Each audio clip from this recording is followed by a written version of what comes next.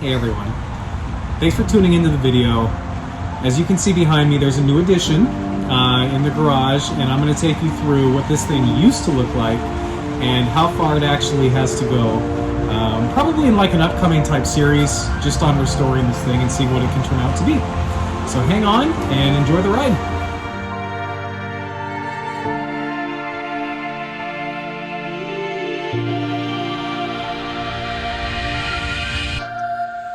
Life finds a way, but it does not belong on an Acura Integra. So if two's company, three's a crowd, what's four? Come along on my journey as I walk through restoring a 1996 Acura Integra LS. This car has a special meaning to me. It's not just cool because it's an older Acura. This is a car that I used to own. I ended up selling it, and the current owner stopped driving it for about 6 or 7 years because when it would warm up, it would no longer run. He called me and asked if I wanted it because he was going to end up taking it to the junkyard. So I figured, let's give it a shot. Ended up getting it running for a little bit, got it home, died in the driveway. So I proceeded to empty out the old gasoline. Wasn't much left in there. So I was surprised at how little actually came out because the fuel gauge ended up registering higher than what was really in there. So we'll work on that later. But come along with me as I end up going through the cleaning process, getting things in store here a little bit, and see what we can come up with.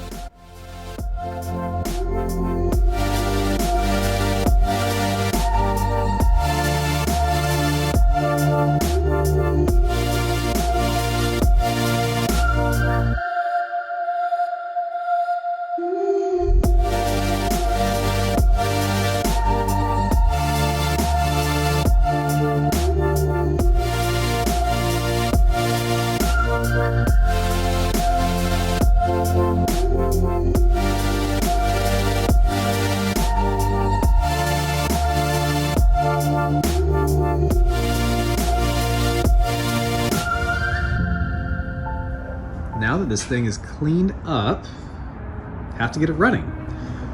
So I got it home and it died in the driveway. Tried to push it out, washed it, got it clean. Couldn't get it to start, ended up taking the distributor off and realized it was pretty bad in there.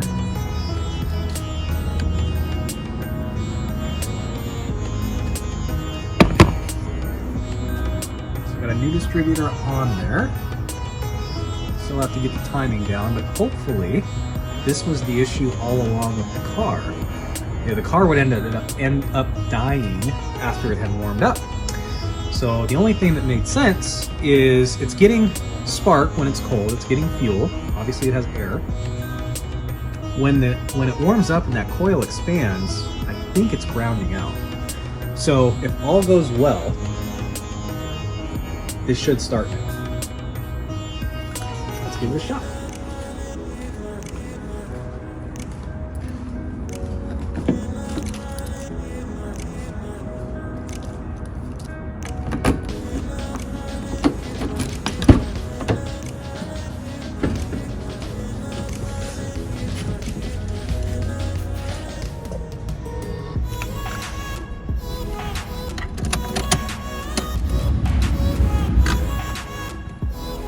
Battery works. Nice. Okay, good to go. Let the cleaning process begin.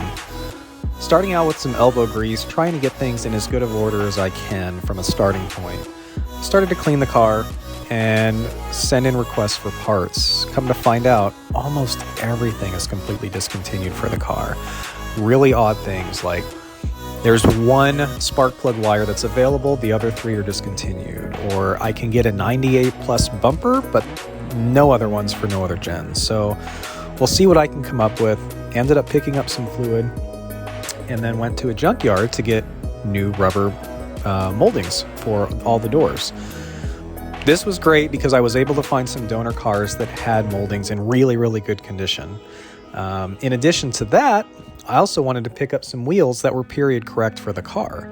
So I came across some of the, I guess, second gen or the MMC GSR wheels.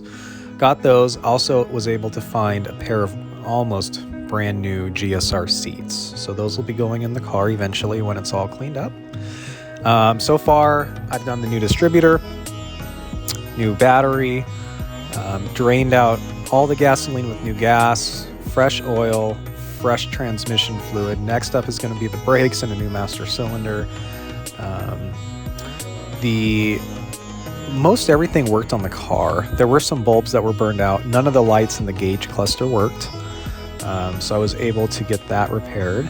And as you'll see here in just a moment, I now have a working gauge light. So I can see how fast I'm going for my speedometer and tach. And then some little things like the hood prop plastic piece that it goes into was broken, so I got that replaced. And yeah, so come along on this journey and we'll continue to restore this this old car, hopefully, and make it worthy of the name.